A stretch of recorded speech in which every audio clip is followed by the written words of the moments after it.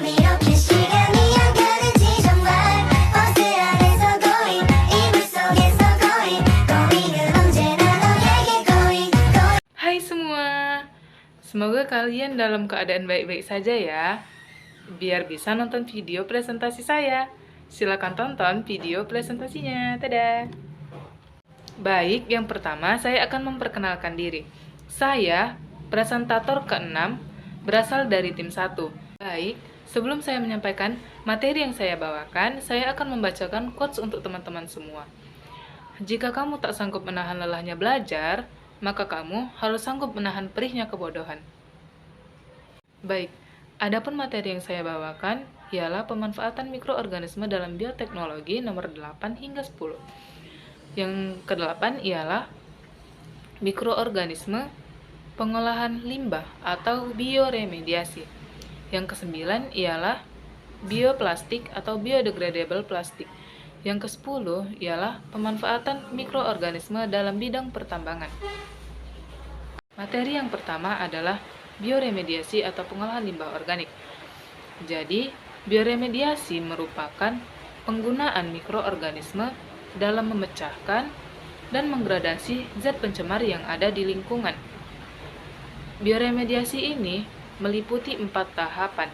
Yang pertama adalah isolasi bakteri. Yang kedua, menguji bakteri untuk menggradasi zat pencemar. Yang ketiga ada identifikasi. Yang keempat adalah perbanyakan bakteri. Baik, di sini teman-teman bisa lihat proses bioremediasi. Teman-teman bisa mengamati bagaimana prosesnya.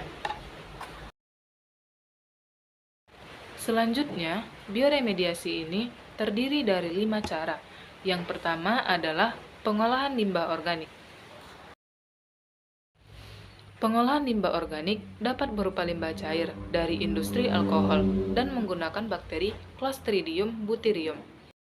Dari gambar ini, kita dapat melihat para bapak-bapak itu sedang mengolah limbah organik dan kita dapat melihat di sini banyak daun-daun yang sudah kering maupun yang belum kering.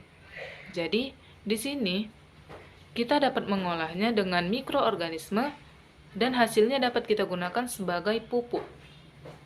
Yang kedua ialah pengolahan limbah organik dengan menggunakan sistem lumpur aktif. Jadi kita dapat mengolah limbah-limbah organik dengan menggunakan lumpur aktif. Lumpur aktif yang dimaksud ialah lumpur yang mengandung populasi mikroorganisme yang aktif dalam menguraikan bahan organik, ialah dengan bentuk limbah yang disebut limbah organik. Dari gambar yang di samping, kita sama-sama dapat mengamati bagaimana proses pengolahan limbah organik dengan menggunakan lumpur aktif. Yang ketiga ialah biofilm atau saringan tetes. Jadi, biofilm ini merupakan lapisan yang terbentuk dari kumpulan mikroorganisme dan melekat di suatu permukaan dan diselimuti oleh karbohidrat yang dikeluarkan oleh suatu bakteri. Jadi, di sini kita dapat melihat bagaimana bentuk dari biofilm ini. Yang keempat ialah penguraian lumpur secara anaerobik. Jadi, di proses ini kita menguraikan bahan organik menggunakan lumpur, tetapi kita tidak menggunakan oksigen atau tanpa kehadiran oksigen. Dan proses ini menggunakan bakteri Methanobacterium yang mengubah bahan organik menjadi gas metana dan karbon dioksida.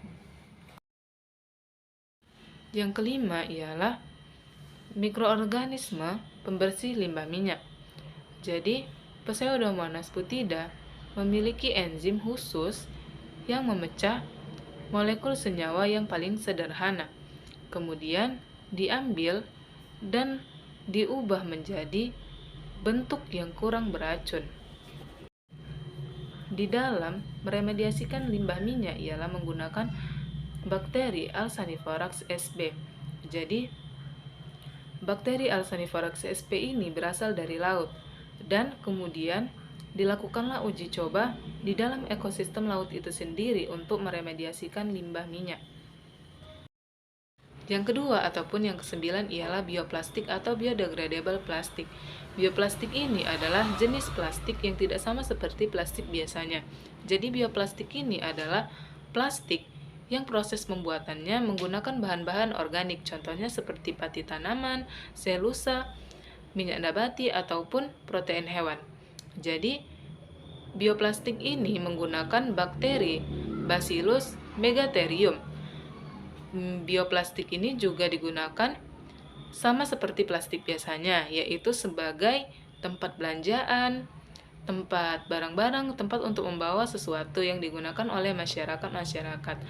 Jadi, bioplastik ini dapat diuraikan oleh mikroorganisme dan tidak seperti plastik biasanya yang sulit untuk terurai.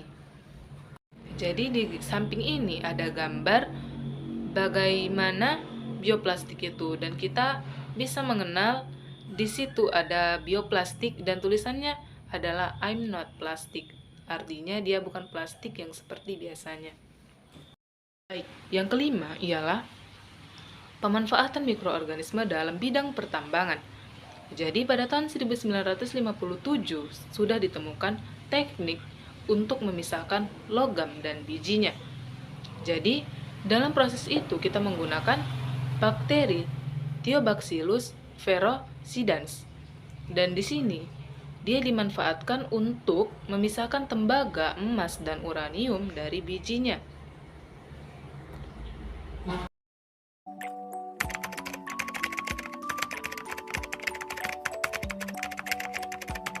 Terima kasih sudah menonton. Sampai jumpa.